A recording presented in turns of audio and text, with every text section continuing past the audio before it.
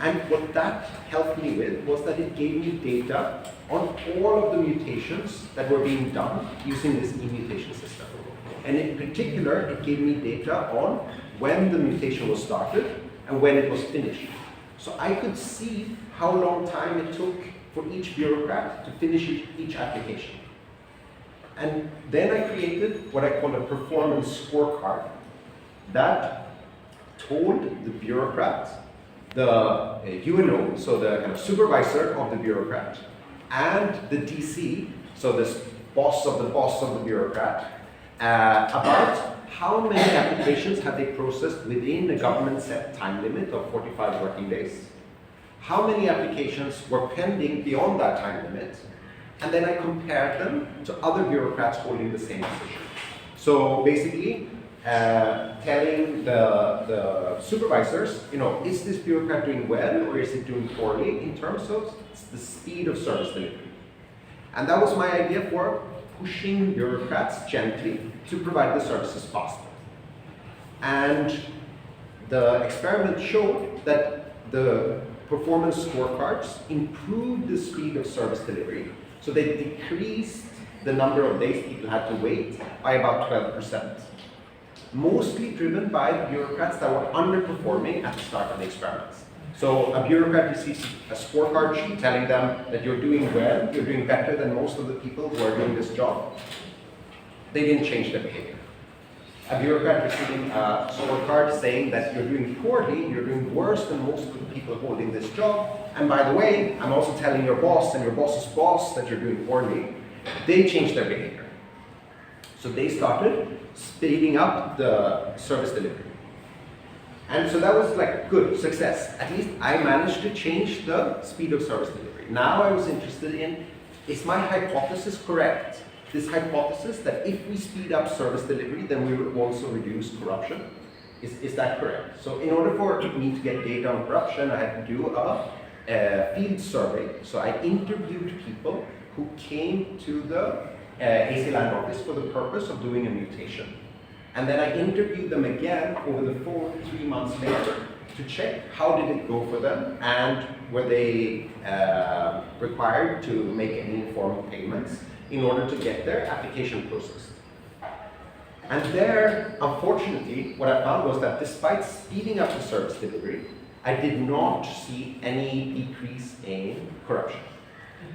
In fact, I found that among the bureaucrats that were performing well, they who received a scorecard saying that, hey, you're doing well, you're doing better than most of the other people holding this job, they didn't change their behavior in terms of the speed of service delivery, but there was an increase in the number of bribes taken. So I unfortunately found that this scorecard system, it's good for the thing that we're targeting. The scorecards are targeting the speed of service delivery. I thought that it might also have this additional benefit of reducing corruption. I was wrong. So, the way we do science is that we come up with a hypothesis, we test the hypothesis, and if we're wrong, we have to just accept it and say that we're wrong. Okay, please. So, what's your preferred explanation for that? Yes. So, great. So, why would we expect to see change in bribe taking among bureaucrats that don't change their behavior along other dimensions? They have the service that they're delivering, they're not changing their service delivery. My hypothesis, or my kind of explanation for this, is that bureaucrats basically care about their reputation. Their reputation comes from a mix of different things. Maybe how well they're doing their job is part of their reputation, and maybe if they are honest or not is another part of their reputation.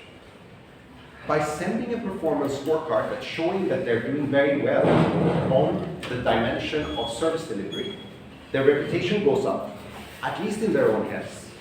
They are feeling like, look, I'm doing well, I'm a star performer here. And so then they cash out on a little bit. They feel like, oh, I don't have to worry so much about this reputation because now I have like a third-party validation that I'm a good bureaucrat. So maybe I can take a little bit more on the side, and that won't hurt me as much. That's my explanation for why we see this increase in service delivery. And that's also consistent with kind of all of the other data and all of the other hypotheses that I tested trying to explain this result, which was a bit of a counterintuitive result to start with. But so going back to kind of the how we do science, the idea is that you set up a hypothesis, you have some idea of what might happen, you test it in real world data, and if you're wrong, you change your hypothesis, and that's how we kind of learn about how the world works. So that's very much how I do my own research. And let me tell you one more project that I've done in Bangladesh. It's about village courts. So this is co-authored work with Mushfiq Mubarak, who was my advisor at Yale. And yes, please. How did you measure the number of prizes taken? Okay. Yeah, so I measured that by interviewing the people who had applied for this mutation.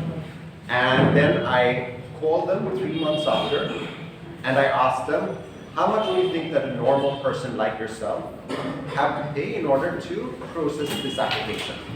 And then I asked them, how much did you yourself pay in order to process this application? So one question was a little bit less direct, and I got a higher response rate to that question. To the question about how much did you yourself pay, I got a lower response rate, but the results are consistent across the two measures.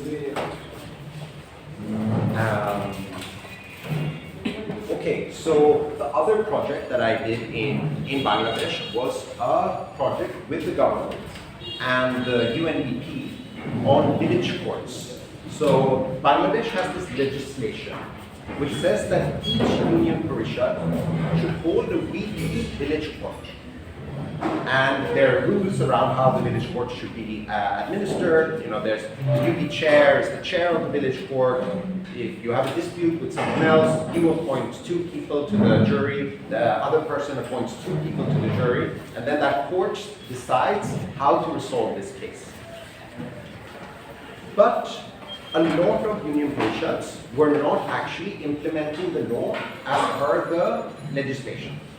So what the government did together with the UNDP was running a program called Activating Village Courts Bangladesh. And we were approached by the UNDP asking, can you please help us evaluate this program? We're going to roll it out to 1,000 VPs, a quarter of rural Bangladesh. And we want someone to tell us, does this actually work? And so what we did was that we took 267 UPs in Dhaka and Chittagong divisions. And among these 267 eligible UPs, we randomized where the Activating Village Courts Bangladesh program happened and which ones were in the comparison group or control group, as we call it. And what we found was that once you run this Activating Village Court Bangladesh program, which buys materials for the courts, they hire a person who administers the court, they give training to the UP officials, they tell the citizens that they have the right to resolve their disputes in village courts, and they provide some monitoring from the district administration, like that cases are actually being resolved in the village courts. So kind of when all of that happens, the first thing we were curious about was, does this actually activate the village courts? Does it actually make people respect the legislation and do what the legislation tells them to do? And we find that it does. So there's a major uptick in the number of cases that are being resolved in village courts. There's a major uptick in the number of people who say that if I have a dispute, I would resolve it in village courts. Major increases in the number of hours that the UP officials spend on resolving cases in village courts. And in the administrative data, we see that there's a lot of increases in the number of cases that are being documented by the union parishad. One of the goals of the government was to build village courts in order to reduce the number of cases that goes to district courts. Because the district courts, as you might know if you've ever had to experience the district courts, are extremely overburdened. There's something like 2 million cases backlog that are waiting to be resolved in district courts, but it takes like years and years to resolve cases, and it typically is very expensive. So what the government was hoping for was that we would see a reduction in the number of cases that reach the district courts, but we don't see that. We see that the same number of cases reach the district courts, both in the district court administrative data and when we ask households, kind of, did you have any disputes and where did you resolve your disputes? This was a little bit disappointing, but it also created a bit of a question, where did these cases come from? So if they were not coming from the district courts, they must have come from somewhere else. And what we see is that the major kind of dominant dispute resolution mechanism in rural Bangladesh is not district courts, it's 𝐻𝐴LISH. So these cases that are being resolved in village courts in the control group went to 𝐻𝐴LISH instead. So we see a decrease in the number of cases that are being resolved using 𝐻𝐴LISH, and an increase in the number of cases that are resolved using village courts. But there's no kind of decrease in the burden on the district courts. So we see, and even after the village courts have been implemented, they solved something around 12% of the disputes, while 𝐻𝐴LISH solved something like 63% of the disputes. So 𝐻𝐴LISH is still the dominant dispute resolution in rural Bangladesh, even after having implemented the village courts. So it's not that the village courts are not successful. They're there, they're operating, they're solving cases, but they're not solving as many cases as are being resolved by 𝐻𝐴LISH, which is a more kind of flexible, even more decentralized dispute resolution mechanism. So I think those are the two projects that I finished in Bangladesh. Going back to what 𝐀𝐜𝐚𝐝 said in the beginning, like a lot of my research is about impact. I hope to actually change policy and make it better, and help in whatever little way I can to improve the lives of the people of Bangladesh. So, as everyone who lives in Dhaka knows, one of the biggest please use the microphone. It's getting kind of down. Can you? So,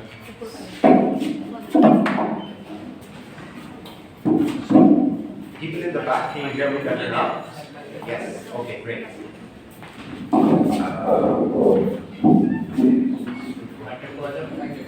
Perfect. Okay. You can hold the mic. I think this is it. Okay.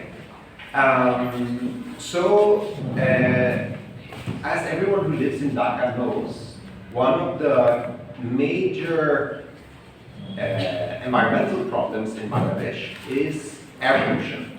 And I would say that it's not just about environmental problems, it's one of the major public health problems. Of all public health problems, air pollution, I think, is one of the worst that is causing the most harm to the public health of Bangladesh. And so now I have two different projects that do not yet have results, so they're a little bit less interesting for you to listen to. One is working with the Department of Environment on helping them to prioritize how to prioritize where to implement and enforce the environmental regulations. So kind of identifying the most harmful sources of air pollution so that they can go and enforce regulation there. And the other project is with indoor air purifiers. So installing air purifiers in people's homes and seeing how that affects their health, and also understanding the reason for why they had not already bought an air purifier before we came and knocked on their door. Okay, so that's a little bit about me.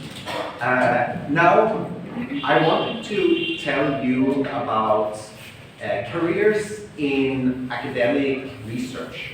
And maybe I should start by defining what I mean by academic research. So I'm kind of going to start this by assuming that you're interested in academic research. So I'm not trying to convince you that this is what you should do, but I'm more going to say, if this is what you want to do, here's some advice for you. So academic research is different from the kind of research that is happening in private companies and, say, NGOs or even international organizations. The goal of academic research is to publish the research in peer-reviewed journals. And while the goal of private companies is to make profit for their company, and so they're doing research with that in mind. And the goal of NGOs might be to improve, health outcomes or something else, and they're often mostly summarizing academic research and kind of building a base of knowledge on how to help people using that knowledge. Most academics work in universities, but there are other places that academics work as well. So you have in Bangladesh places like IFPRI, BIDS, BIGD, ICDDRB, and other places that do academic research that not necessarily have the name university in the name of their institution. So to do academic research, typically you need a PhD. So I understand that most of you are in undergraduate degrees. Can I get a hand of everyone who is in a postgraduate degree, so like a master's degree or more? It's like a handful? Okay, great. I will talk about PhDs that I call US-style PhDs. So this is like a type of PhD degree that came from the US first. I don't know much about how doing a PhD in Bangladesh works, so I'm not going to try to tell you anything about that because I think you have a much better understanding than I do. With a PhD from a good university, you have a lot of career options. You can go into academia and do academic research, but you could also go into, like, say, industries and other type of jobs where PhD is valued. I would say that, like, many of the jobs don't pay very well, so that's something to keep in mind. And you might have to be willing to move far away in order to get one of those jobs. So, like, being flexible or being willing to move is easy when you're young, but it's harder once you have a family and so on. So that's something to keep in mind. And my overall advice is not to do a PhD unless you are interested in academic research. If you're interested in academic research, then PhD is the way to go. If you're not, then there's so many other ways of doing it that you're probably better off getting a different type of degree. One of the things that I hear a lot, and I think this is especially true in Asian countries, so I hear this a lot in Singapore, and I hear this a lot from South Asian students that I speak to as well, is that a PhD is so long. It takes a lot of time. I will be a student until I'm in my late 20s. And my advice, which I understand is like culturally dependent, but my personal advice is that don't see it as being a student. You don't have to start your life when your PhD ends. You can start your life, you can think of your PhD as your first job. It's a position where you get a stipend, you work on important topics, and you get paid for working on important topics.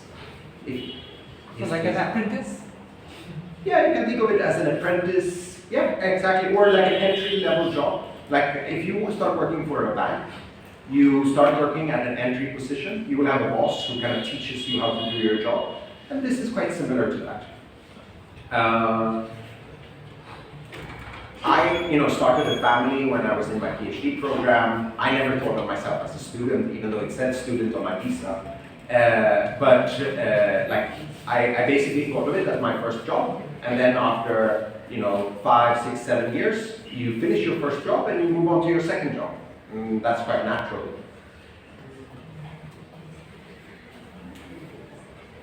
Okay, so assuming that you're interested in getting into a PhD program, I'm going to tell you what PhD admissions committees care about.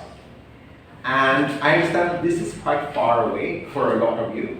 But at the same time, when I talk to people who are thinking of applying next year, often they tell me that, oh, I wish I would have known this like 3 years ago when I was in my undergrad and I was choosing what courses to do and so on. So maybe actually you are exactly at the right stage to hear this advice. So basically, PhD admissions care about 4 things. They care about grades, They care about grades, especially in technical courses, such as math courses, microeconomic theory, statistics, computer science. Basically, you have to show that you are technically capable enough and have an aptitude for mathematics that can get you through the first year or first 2 years of coursework in a PhD program. They don't want to admit you, start paying you money for you to fail out of the program. So they want some evidence that you can do well in hard technical courses. I don't know how Dhaka University works, but my advice is to look for the most technical courses in the economics department and look for technical courses in, say, a math department or a computer science department. So, like, don't only stick to economics because the most technical courses are often outside of economics, and you can get a lot of mileage out of taking a few courses in math or computer science or statistics. The second thing, and in terms of the type of degree, I think that 3-year undergraduate degrees are just not enough to get into most good US-style PhD programs. They are typically requiring you to do a master's degree. So for students from Bangladesh, I would think that a master's degree is kind of a requirement. The second thing that admissions committees care about are GRE scores, especially the quantitative GRE score. So again, kind of proving that you are technically sound. I know that studying for the GRE is extremely boring and really pointless. And it's kind of like they could have just asked you to just memorize the decimals of pi or something. But it's kind of one of the hoops that you have to jump through, and you have to kind of do it and be done with it. The third thing is letters of recommendation. And here, when I was on the US admissions committee, I noticed one thing, which was that a lot of people applied with letters of recommendation from a professor that they have taken maybe 1 or 2 courses with. Often 1 or 2 courses is not enough for me to say if you're a good potential PhD student or not. I need to have worked with you for an extended period of time, either as a research assistant or advising your thesis, doing something where like I've seen more of your personality and more of your the quality of the work you do. If I've just like graded some of your exams along 100 other students, I'm not going to know you well enough to write a good letter of recommendation. And in terms of who to ask for letters of recommendation, we take people who are research active more seriously than people who are not research active. And the way to figure out if a professor is research active or not is to look at their website and see if they're publishing in good economics journals. Are they publishing the type of paper that you're reading in class? And if they are publishing those regularly, they are research active. It's not necessarily the most senior person in your department. And it's not necessarily the best teacher in your department, unfortunately. But it's the person who is research active who will be taken the most serious when they write you a letter of recommendation. And the fourth is kind of less important, I think. I think the first 3 are requirements, and the fourth is like a bonus, where if you have research experience, so if you've written a really good thesis, for example, or if you have like other cool projects that you've done, you ran an NGO and you have some special access to data from that NGO, or you are, have worked in a ministry and you have like personal tax data from everyone in Bangladesh. Anything like that that shows that you are like entrepreneurial and have figured out what kind of things that would help you to write really excellent research papers. That would be a big bonus when you're making an application. Yes, thanks. I have a question. Like, how can we do research at an undergrad level? How can we write these papers? If you could explain. Yeah.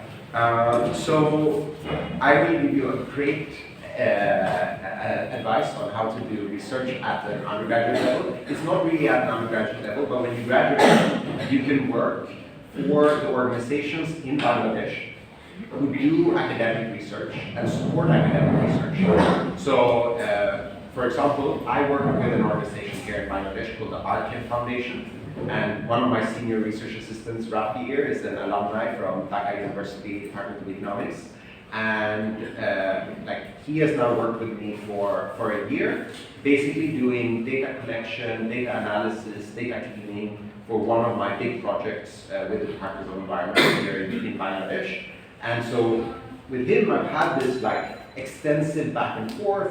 I've seen his work, I've seen his output, I know him personally, and that makes me confident that when I write a letter of recommendation for him, I can say a lot of things about him, and I know that what I'm saying is true. So those are the best letters of recommendation. In terms of thesis during your undergrad, I just don't know what the thesis requirements at the Department of Economics here are. Do it for the fun of it. Yeah. So if you write a paper or a thesis for the fun of it and you're advised by a research active professor, then that's also a good way to get a letter of recommendation. You don't need to have publications. So this is a misunderstanding that I've seen from some students in Bangladesh that I've talked about. Some people feel like they need to have publications in order to get into a PhD program, but that's not true. If you have publications, great, but I don't think that's I think your time is typically better spent on doing exciting research projects, even if you are not a co-author on that paper. And if you publish your paper in a student journal, even though that is a publication, I think it's not really recognized and it's not really that big of a signal of value. So I wouldn't spend too much time on trying to get publications. Martin? Yeah. Are you going to talk about the pre-doc thing as part of the research as an RA, or Yes. should we wait until that? Yeah, we can wait until that. Yeah. So I think the most largest number of PhD programs are in the US, and I'm going to talk about US style PhD programs, but US style PhD programs are kind of found all over the world. They're in the UK, they're in Europe. NUS has a program that's pretty close to a US style program. But there are also other types of PhD programs, and those PhD programs are quite different and might work in very different ways. And so I just want to highlight that what I'm talking about here is it's a particular style of PhD program, and not every PhD program in economics is like that. And kind of what characterizes a US style PhD program is that you get admitted based on these 4 criteria. But you don't have an advisor or a research project when you get admitted. You kind of get admitted and then you have to figure all of that stuff out. So there's no point in reaching out to professors saying, will you admit me to your PhD program? Because the professor typically don't have that power. Typically there's an admissions committee that will admit students based on these 4 criteria, and that's how it works. There are other programs in Europe, maybe that's the case in South Asia as well, where you get admitted to work on a particular program. That's a different type of PhD. I'm not saying that it's good or bad, I'm just saying that that's not the type of PhD that I'll be talking about right now. Typically, they are between 5 to 7 years long. So you do 2 years of coursework and then 3 to 5 years of research mixed with teaching. So you do research while you work as a teaching assistant for a professor.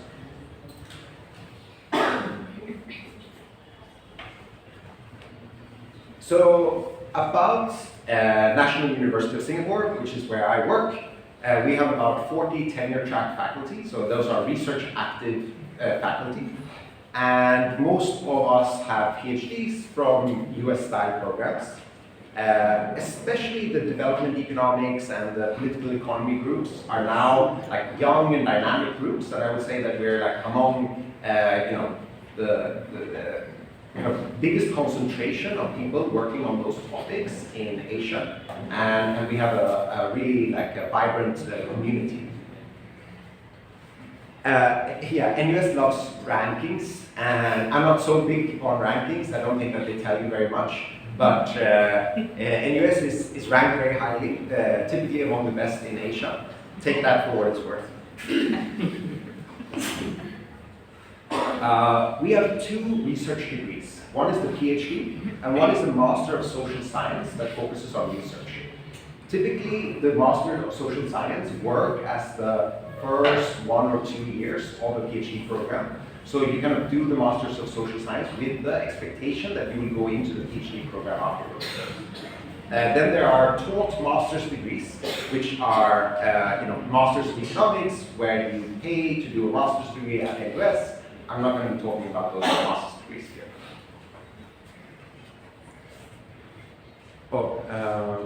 Yeah, so we have about 50 PhD students, about 10 in each cohort, 10 to 15 in each cohort. And so it's a relatively large community of people working with PhDs. So about the taught degrees, Yeah. you said, but is it still possible to use them kind of like a stepping stone towards research, or they are mostly geared toward industry or professional? It's possible, but that's not really what they're designed for. So you would kind of have to be entrepreneurial and reach out to a professor, say, hey, can I do a research assistantship for you? Can I get that letter of recommendation? And then when you apply, you will be treated as kind of any other applicant.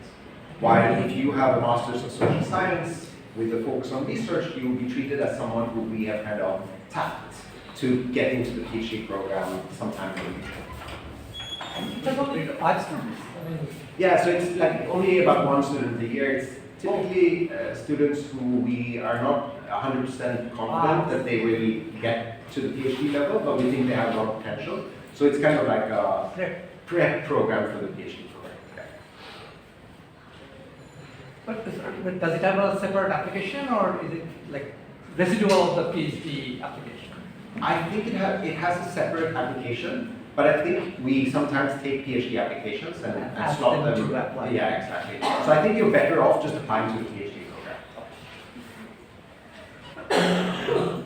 And what's the typical entry size for incoming cohort? For 10 to 15 students every year. So it used to be smaller, and we have expanded it a little bit over the last few years. So now it's about 10 to 15 students. And the PhD program goes on for 5 years typically.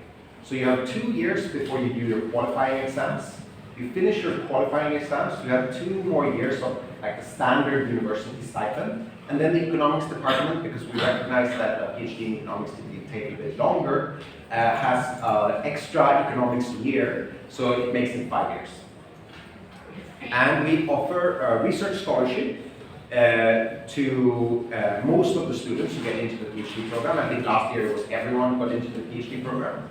And there are 2 different scholarships. So one is a little bit better than the other, but you get somewhere between 2,200 to 2,800 Singaporean dollars per month. And then when you pass your qualifying exams, you get $500 extra. And we think that the government will increase that by $500 this year. But that is not, I can't promise it, but I'm pretty sure. And if you get something called like the presidential fellowship, then basically all of those numbers are increased by almost $1,000, which makes it like comfortable. You will not be rich in Singapore on that salary, but you will be comfortable. We also provide research-related financial support. So financial support, you go to conferences, financial support to run small-scale experiments with online experiments or experiments with students. Those are typically up to 10,000 Singaporean dollars, which is more than a lot of universities. One of the slightly weird things is that we have an interview. So we admit students based on those 4 criteria that I mentioned, plus an interview. Each year there are about 80 to 130 applicants for 10 to 15 admitted students. And that's a much better ratio than you would get at most, say, US universities. typically, most of the applicants have been from China. And we want to expand our geographical reach to other places in Asia, such as South Asia, India, Bangladesh, Southeast Asia, Australia. So, just to let you know that even if you see on the website most of the PhD candidates currently are from China, we're looking to actively recruit people from other places, especially other places in Asia. We have 2 admissions deadlines, which is a bit weird. We have one on the 30th of September and one on the 1st of November. Both of them are earlier than the standard US PhD program. So in a few years, when you're thinking of applying, just keep in mind that NUS has an early schedule. And yeah, here are the documents that are needed, and you can see for yourself. Okay, so, Sorry, yeah. can you go back to Yeah, sure. So this is actually interesting about admission deadline, because the standard deadline for US is about acceptance, not the application, is till 15th, I believe. By that time you have to conform. So is that confirmation deadline is also earlier, because that can create a problem, because I may rank, NUS is great, Yeah. but I may rank certain programs in the US on top of that. Yes. So even if it's second, then it create a problem, right? Yes, I have it to can create a argue. problem. It can create a problem, and if that problem arises, we deal with it on a kind of case-by-case basis.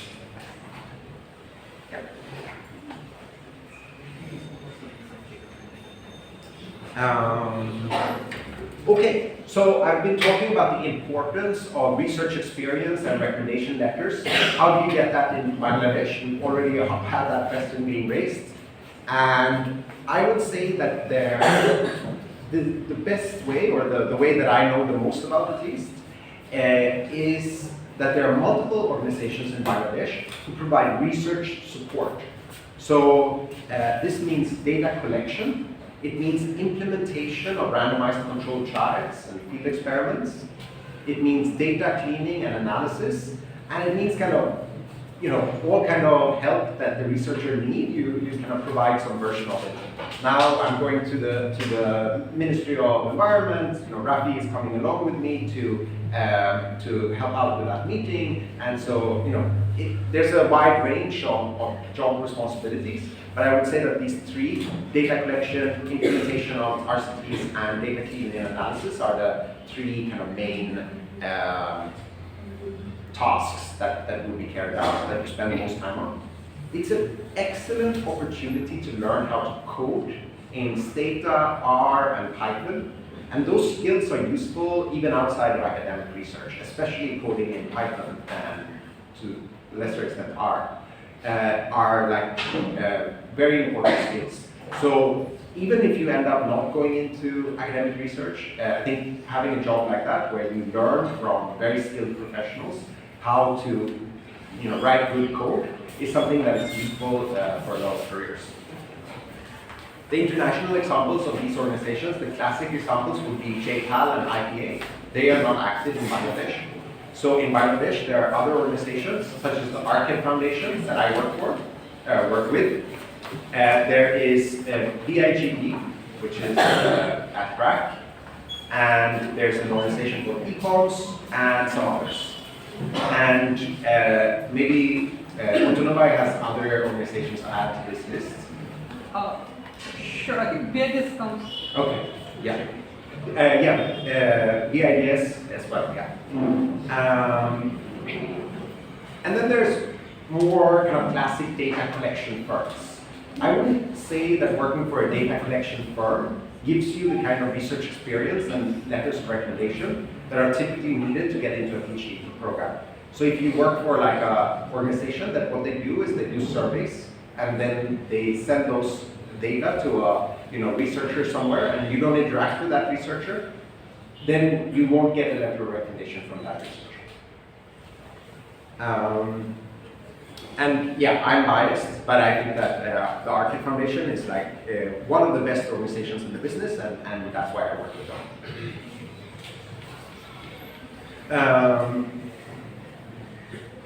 So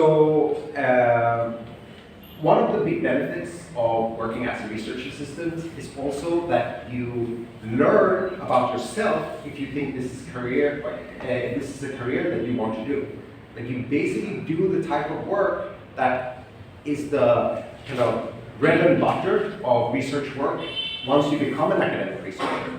So if you work as a research assistant and you sit and you code and you hate it, then academic research is probably not for you, or at least not in economics.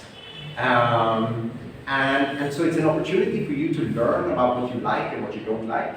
You can see the lifestyles of the people who you work for, and if you want that lifestyle, you can, you can choose if that sounds good or not. You get these benefits of the principal investigators or PIs get to know you, they can write you letters of recommendation, and you kind of learn from the bottom up how research is done, and therefore you'll be able to write much better like research proposals, letters of statements of purpose when you do your own applications, because we've seen how some of the people who are doing this at the highest level, how they are doing it, and you kind of get an inside-out understanding of what is important and how it's done.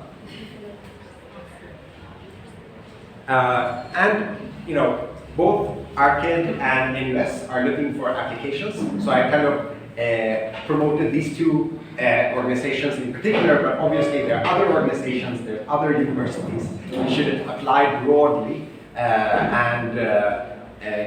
currently I have 2 projects with 𝐼𝐧𝐬𝐢, and we're hiring for both of those projects, and you can check out the applications on 𝐼𝐧𝐬𝐢's website. And once you are prepared and you have good results in all of the 4 criteria, I think applying to 𝐁US makes a lot of sense. Of course, apply to other programs. I think that there's a lot of randomness in who gets admitted to PhD programs. Typically, when you're on the admissions committee, you spend something like 5, maybe 10, if you're really careful, minutes on each application. So there's not that much that you can learn about each person in that short amount of time. So it's just like quite random. If I just like woke up in the morning and I'm positive and oh, this looks like a good application, then I put that like at a higher ranking than if I'm like towards the end of the day I'm being tired and kind of down about everything, then I put a lower ranking on that application. So that means that when you apply, you get admitted to some places that are maybe very high ranked, and you get rejected from some places that are lower ranked. And that's what happened to me when I applied. And that's just an argument for applying to a wide range of programs. Unfortunately, that can get quite expensive because each application costs a bit of money. But there are some universities that waive the application fees for students from low or middle income countries, and I've seen some of them have Bangladesh as like one of the countries that they waive application fees from. So like look out for that. Okay, so I wanted this to be interactive, so I'm going to sit down now and take questions, and please take your time and ask questions. How much time should we give for questions? Half an hour, as long as the questions are okay. So perhaps a round of applause or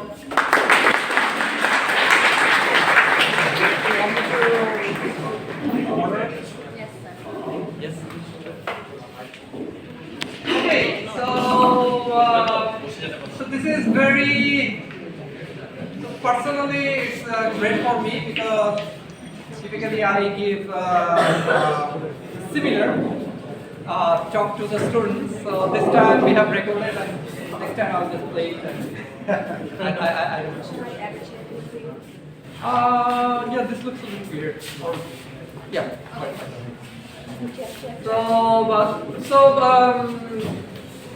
The floor is open if you have any question. I mean, don't hold back if you want to ask question about the research that he presented initially, or if you have any specific question about the preparation, about the admission process.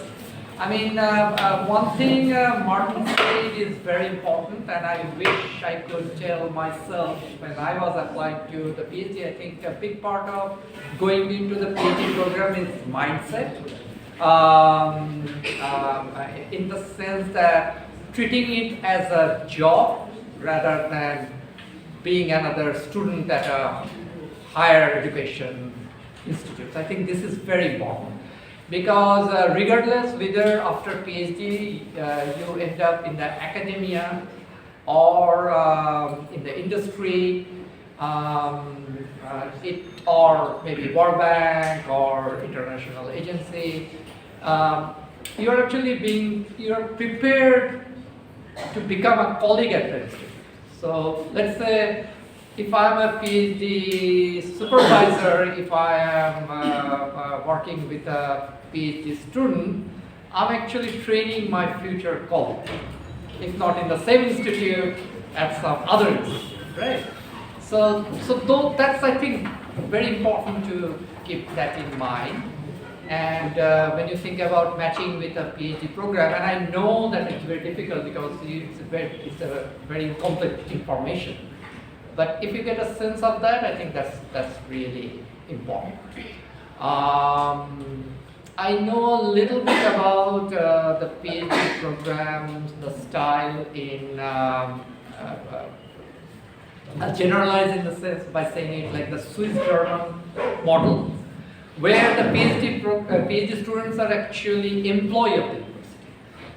So even by design, and sometimes they take application, but they will sometimes even advertise it as a job. So it's different. I appreciate it in the sense that then you actually being treated as a as an adult, so to speak. But then you receive a lot of attention, which is always good. But there's a trade-off because then you are expected to work maybe on a very specific project and work with a very specific person. And there's a little bit of risk associated with that, but that can also turn out to be a great experience. Martin can even compliment me on that. In the US, there's another set of PhD programs which are a little bit different from the Department of Economics. They're mostly, sometimes they're called agriculture resource economics or food and resource economics in, I believe in Florida. There's also applied econ, and their few are very, very good. For example, I know for sure the Berkeley one. Berkeley one is actually a bit of an outlier. I think they act as a econ department. But there are a few other, like University of Illinois, Urbana-Champaign, or Florida. I believe Michigan State University. There's also. But so good thing about those PhD programs, they actually pay a bit higher than typical Department of Econ because they're very resourceful in terms of receiving PhD, like funding from the Department of Agriculture in the USA. So we have not. I just wanted to mention because it's a spectrum. That there are a lot of different types of programs. I think it's a little bit, there's no consolidated information clearing house, so to speak. But on the other hand, you also have, like compared to myself when I applied about more than 20 years ago now, you have internet and there's a lot of information out there. But I'm also taking behavioral econ now, so there's also something called information overload, and sometimes too many choices can be a bad thing because there's a cognitive burden of figuring out what is good for getting you. Okay, but I have one question which I think is very important. And oh, by the way, another thing I want to say that the type of research that Martin talked about, and I also kind of belong to the same tribe, is applied micro, right? It's a very specific type of research, and it's very interesting. People are doing a lot of interesting stuff. People even talking about using all our kind of the micro model and bring it to macro and simulate different models and stuff like that.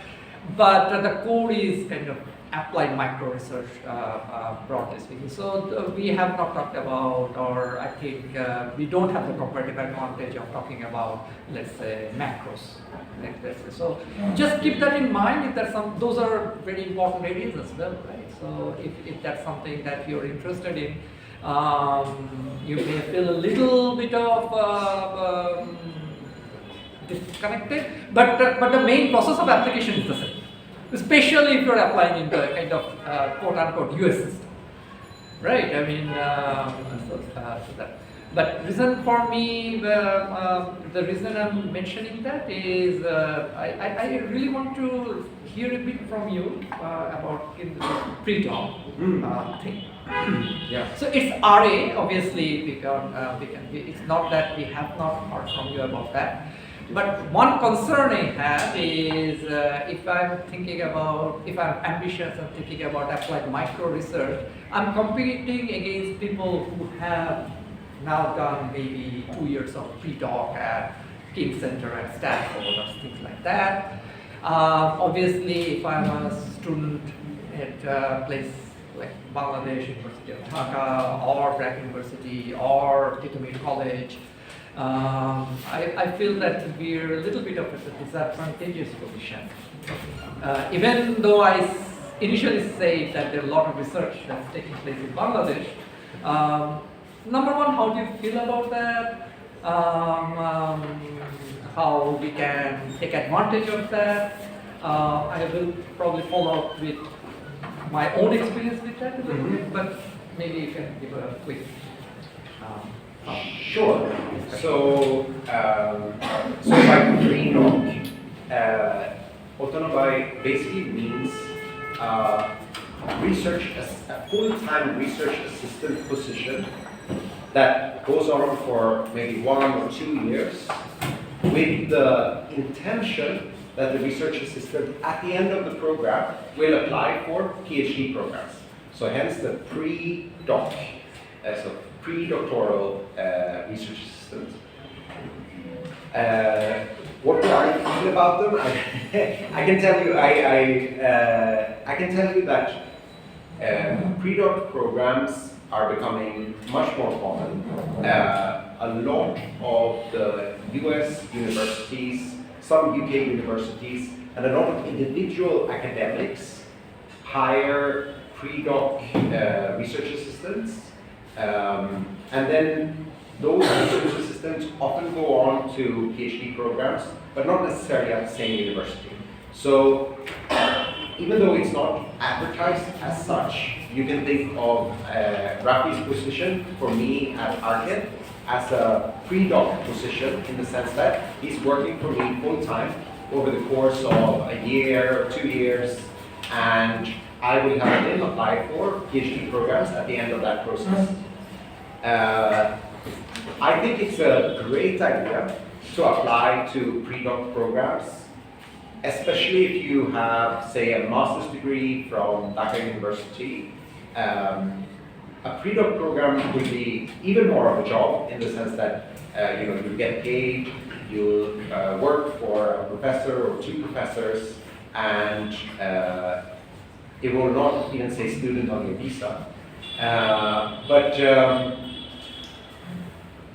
it does make it harder for people who don't have any research assistant experience to get into PhD programs. So it kind of has increased the bar that you need to jump over in order to get into a PhD program. So, those are the kind of pros and cons of this system. But I do think that pre-doc programs are typically less competitive, so it's easier to get into a pre-doc program than it is to get into a PhD program at the kind of same university. But not all of the pre-doc program, not all of the pre-docs succeed in their goal to get into a PhD program. That's what I have to say. Sure.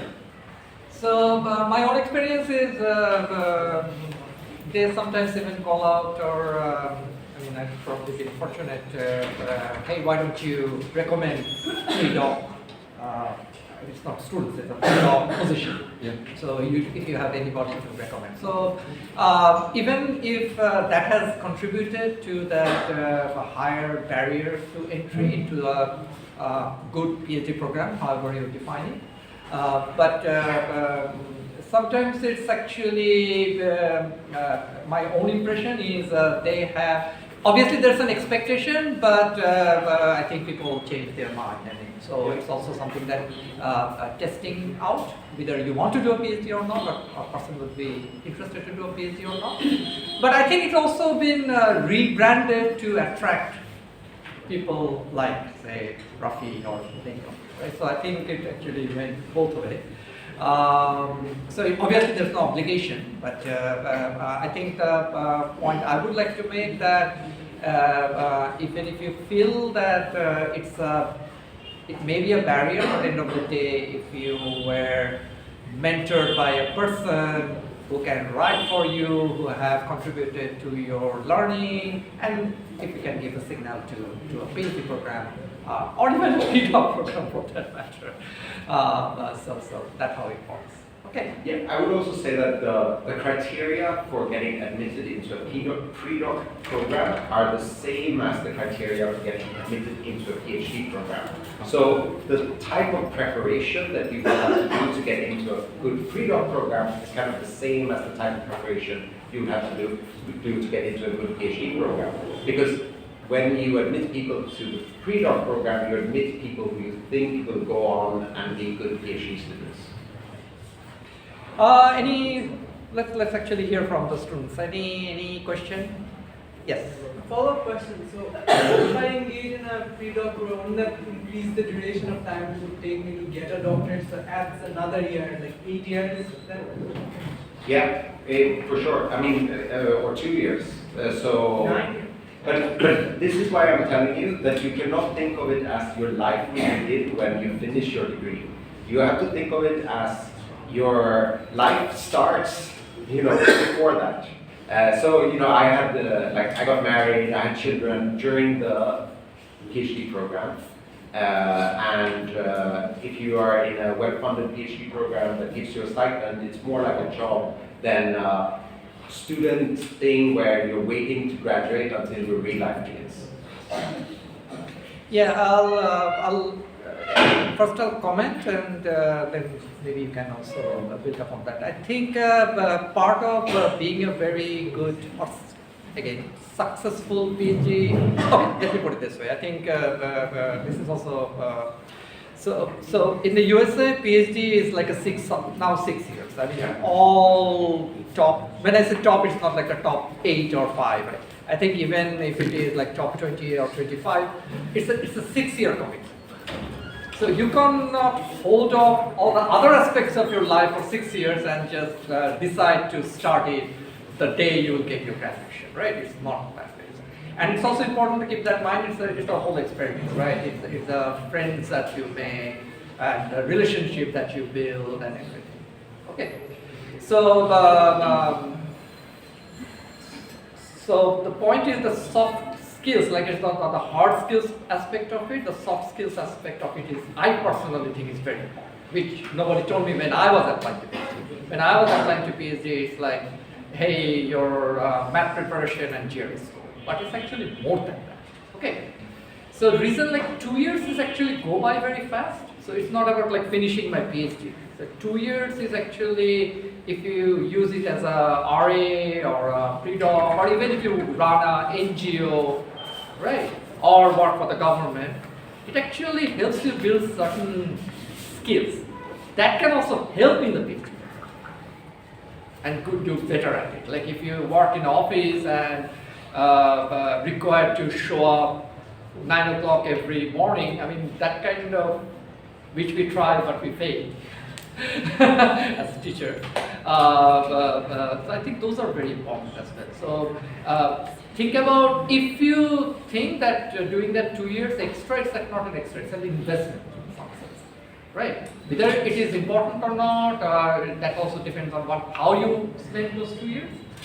But like, if I were to do it again, I'd probably do something. I would probably delay I went into PhD program right after my master's. In my case, it was 3+1. That's something that Martin also mentioned. But I wouldn't mind actually when I look back, wait for 2 years and then go for it. It won't make any difference. I think I would still be here standing next to Martin and talking to you. We don't have that counterfactual. Yes. Any other question? Yes. Sir, Martin mentioned that taking the courses will help in the PhD field. So I have taken peer analysis course. Whether the GPA would detect my acceptance in the PhD. I had taken peer analysis, and the GPA was speaking. Should that have made it? I don't know if I can comment on your case in particular, but I think that if you flip the script and think of it from the side of the admissions committee, I see an application with someone who has taken technical courses but has like bad grades in those technical courses. That would be kind of like a signal that this person cannot cope with kind of technical rigor. So I think that it's not just about taking the technical courses, but it's doing well in the technical courses as well. Obviously, I don't know about your exact situation, so I can't comment on that. But that's like the general advice that I would say, that it's about taking technical courses and doing well. Yeah, sure.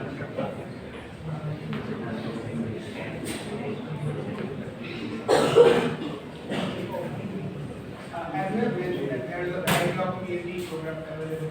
So, what should we as a student keep in mind to select such PhD programs? That's a very good question. I think in terms of the biggest difference between PhD programs would be if they are, say, the like US-style PhD programs, where you go in without a project, without an advisor, and you kind of figure out all of that for yourself. And you have much more freedom in choosing what kind of projects you want to work on. And then the other type of PhD programs, which is more like you go to work on a particular project, and at the end of the project you get a PhD. So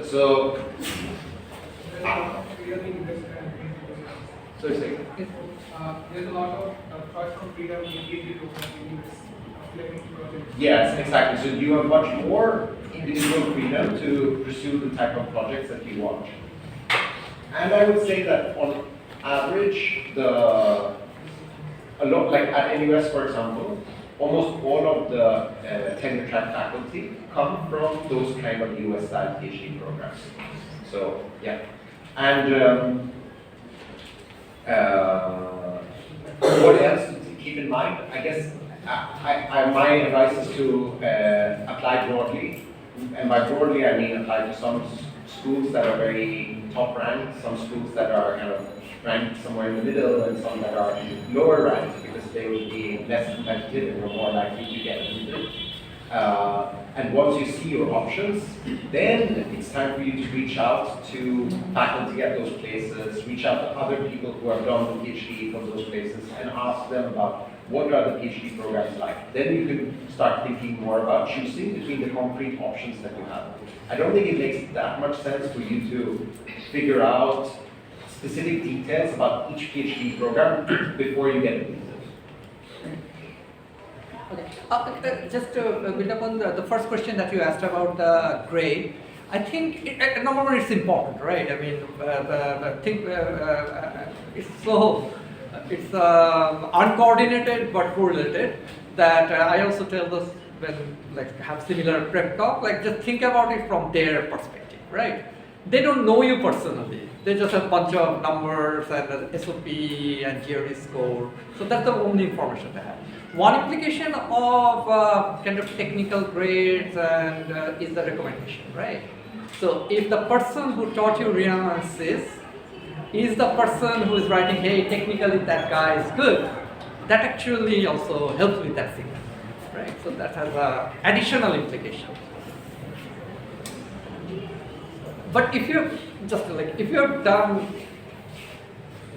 not so well expected in a certain, don't think it's the end of it, right? That's also like, don't get too anxious about it. Obviously, you have to compensate it. Yes. Any other questions? Yes.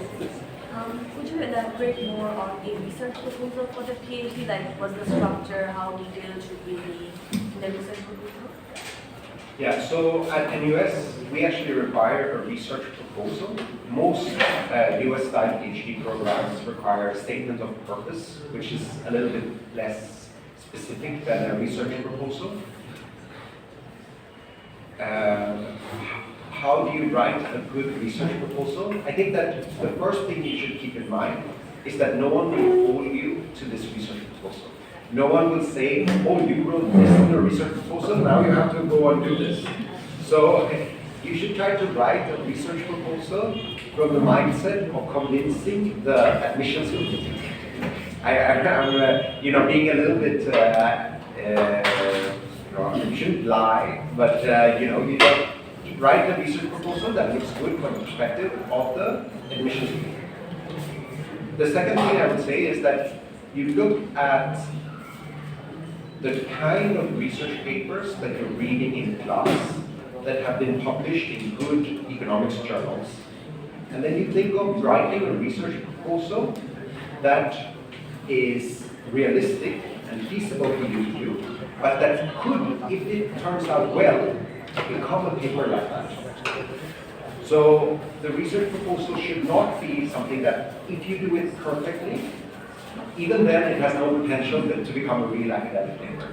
It should be that, like, of course, there's all kinds of risks and there's all kinds of ways in which the research might not pan out exactly like in the proposal. But at least if the proposal, like if the best case scenario is that if the proposal is executed correctly, then it will become that kind of paper, then that's a good research proposal. Just a quick follow-up.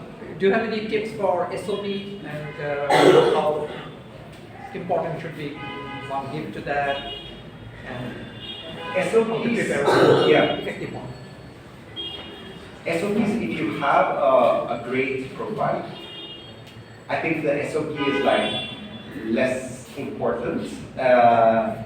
Maybe sometimes you can use it to explain like whatever, if there's something weird with your proposal, or if you've worked for 10 years and the strength of your application is not so much about your grades, but it's about like that experience over the last 10 years, then you're a bit of a strange applicant, and then you can use the SOP to kind of explain why you would be a good applicant, even if you're not like very standard.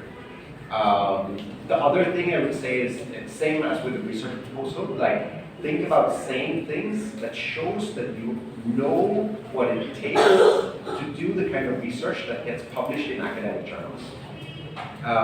Don't write, oh, my opinion about this government policy is this. Instead say, what I want to do in my PhD is, I want to do this and this and this, and then I want to publish this in a top 10 academic journal. Also, whenever, I think when we admit people to PhD programs, our expectation or our hope is that people will go on to have careers in academia. So in your SOP, don't say that I want to go and work for an NGO. Even though maybe that will happen, and that's not a failure by any stretch of imagination, but from the point of view of the people who are admitting people, they want to admit people who will go on to become university professors, because we are university professors and we think that that's the greatest career in the world. But we are obviously very biased. So quickly, one thing is SOP typically is a required document, right? So in terms of like GRE and letter of recommendation and your grades, it's probably received less weight, if I may use the term, especially if you're applying, if it's a standard process, like you are 2 years out of a master's program and then you're applying. However, it's still language, right? And you're applying and someone will see that. So ensure that it has correct grammar, it makes sense. Don't let it hurt your application. Okay, so this is very important. Yeah. run everything through Grammarly and make sure that there's no grammatical or spelling mistakes in any of the documents. That's the goal. Any other questions? Yeah. Yes. I'm sorry, but you have to be a bit louder from the.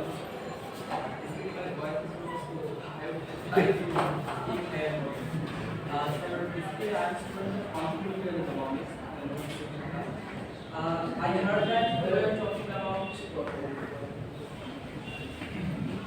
Sorry. We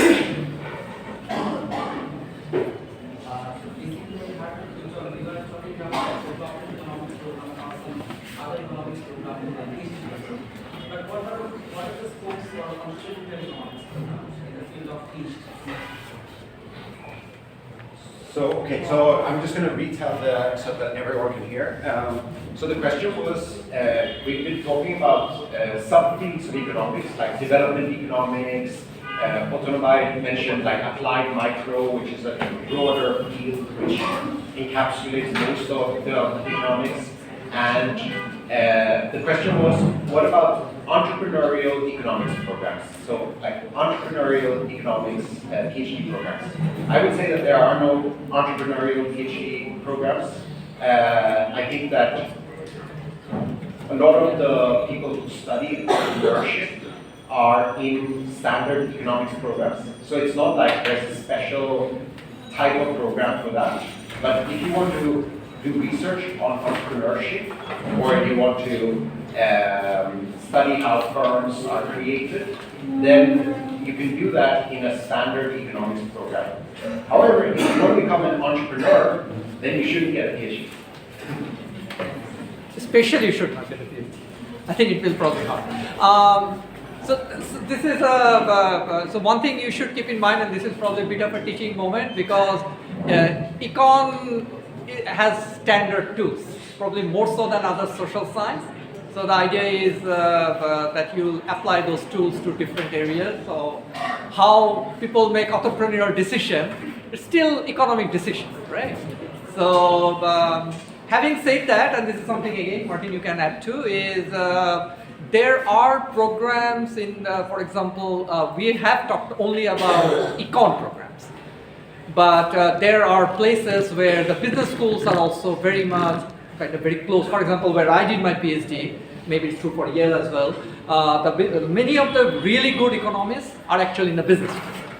And they specialize a bit more on what they call business economics or organizational behavior, right? So if those are the topical areas that you're interested in, maybe business school a place where you can explore to do your PhD, right? But in Chicago, and probably true in Yale as well, the first 2 years, the PhD students even from the finance, they are also required to take the micro sequence from the economy, because the basic tools are very similar and same, and the practice of the discipline is that you're expected to use the same tools or similar tools to answer different research topics. It can be entrepreneurship, it can be transport economics, who knows, right? So yeah, another area where people actually can do really cool econ study in the PhD program is the public policy. So there are few which are good, but there are not that many. So I think in the US there are few. I don't know, there may be few economists there, but I don't know enough about, I know separately about the business school at the NUS and the public policy school, which is very popular and famous, and the econ department, of course. But So, I don't yes, know how basically we have people who work, who are doing economics research in the economics department, the public policy school, and at the business school. And even some who are like at the School of Public Health, who kind of comes from an economics background. So they're economists spread at other places in the university, but they're more concentrated in the econ department. And is there like for example, Joy and Marshall, how is the relationship? Is there a lot of interaction between? I would say that for the people who are interested in economics at, say, the business school or at the policy school, they typically come to our seminars. Sure. But that's kind of how it is. So the interaction is that they come to our seminars, and some of them are even advised by Indian economics departments. Typically, places where such interaction and institutes are available, it also allows more resources. So that's just something to take. Because if you have 3 great organizations, institutes, you have more resources. But any other questions? I took some notes. I can also take a look at them.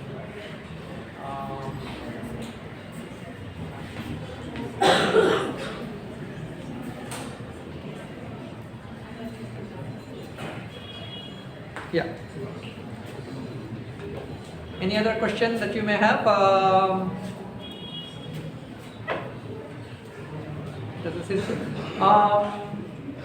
Okay, so this has been great. I personally benefited, as I said, because it's always kind of get someone else to do your job. So that's great. But I am particularly happy because it's always nice to get reassured, like the message that you're making, because I have left the metropolis a while ago. But I think the main issues have remained the same. It's the same formula.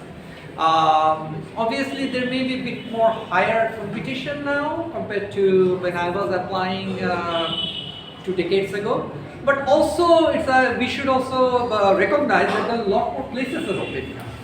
So, for example, National University of Singapore, it's almost sound like, and I can be wrong, that it's also kind of almost aspiring to build their program a bit more aligned, or maybe even compete directly with so-called top programs in the US or not. But one thing you should definitely keep in mind that the people who are in places like NUS almost always trained by the top places. And if anything, for development econ, I think it's actually situated in a way which also gives a lot of comparative advantage. And it's my impression from the outside, so please take it with a grain of salt. So I think it can be a good place. It's always been ranked within 20 worldwide. I don't know, again, I actually agree with Martin how much we should read into that. On the other hand, it's one reason it's important that people actually know about it. Right. I mean, we have not really talked about the job market and things like that, but I think overall graduate experience, I can expect ~, on average, I think one can expect to be pretty rounded at a place like National University of Singapore. Singapore, I get a sense that there are a few other places who are also coming up now, for example, Singapore Management University and things like that. It's not I'm saying like it's a competition to you. All I'm saying it's a city where if you go, there like you can bounce back your ideas, and that's very important. The reason that we choose to go to a top rank position is not always for the ranking. It's actually, if you go there, then it's more likely to find a person that you can talk to. So all these places like Yale or Chicago or Berkeley, I think a big part of the strength is their science. Right, so I think so I was very lucky, and I think Yale also something like that. You have not only econ department, there's a business school, there's a policy school, there's a med school where people do MD, PhD. Don't have to. But and some of them are very, very, very good. So and all in all, I think it's a great training, and maybe we can have a little bit of a difference of opinion. But I think. Focusing yourself for 5 years to work on something, I think it's a great training itself. So even if you choose not to be in academia, if you go and work in, say, industry or multilateral agency or United Nations, or places like that, I think I always find that I think that training itself has a lot of value. even if you choose not to be there. Okay. So many of academicians later went to establish hedge funds and stuff like that, right? And they've got Stanford professor, I think a great example. He finished his PhD like 2.5 years in Chicago and probably. Anyway, so I'll stop there. And thanks, Martin. I mean, it was manna from heaven getting your email suddenly. And, even if you say you have ulterior motive, we should appreciate the mutual beneficial trade, right? And ESC and ECA, great job. Those who have traveled from outside the campus, special thanks to you. You're always welcome. Please do drop by, and I will request ECA and ESC to hold this kind of sessions or events so that we can officially, I mean, suddenly just dropping by sometimes is tricky. But I think, so ESC will also do this summit. So many, expecting or hoping some of you will also join by. So just a little bit, Martin, I don't want to take much of your time. So this is an independent student body, and they also do a lot of stuff, which sometimes even I don't know about. So one of them is Economics Study Center is going to arrange student summit, economic summit, and it's quite well attended for multiple days and things like that. Maybe I can make a request in future. We can try to kind of bring people like Martin and things like that to have a special session, things like that. So next time, I mean, Martin, I request to you, like, just keep us in the loop. Or if any of your colleagues want to drop by, please also spread, be a little bit of champion. Yeah, thank you so much for inviting me, and thank you all for coming.